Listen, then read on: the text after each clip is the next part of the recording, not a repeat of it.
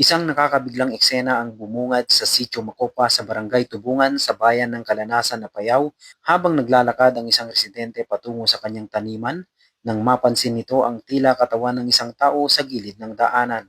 Dahil dito ay agad siyang nag-report sa barangay at agad ding ipinagbigay alam sa otoridad.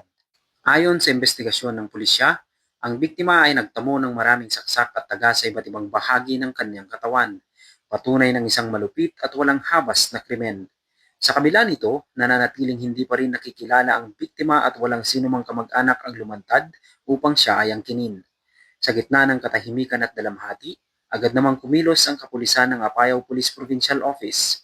Sa masusing investigasyon ng Kalanasan Municipal Police Station, katuwang ang Provincial Investigation and Detective Management Unit at sa walang humpay na follow-up operation, natukoy ang 5 persons of interest na kusang loob na humarap sa barangay at kalaunan ay dinala sa himpilan ng pulisya.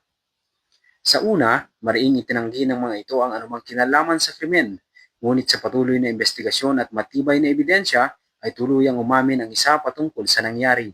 Lumabas sa investigasyon na posibleng galit at iritasyon ang nagtulak sa krimen matapos umanong maistorbo ng biktima ang kanilang pagpapahinga. Nadagdagan pa ito ng impluwensya ng alak na lalong nagpaigting sa kanilang marahas na aksyon. Sa kabila ng hindi pa matukoy ang pagkakakilanlan ng biktima, tiniyak naman ng lokal na pamahalaan ng Kalanasan na Apayao, katuwang ang religious sector ang pagbibigay sa biktima ng isang disenteng libing habang hinihintay ang kanyang pagkakakilanlan.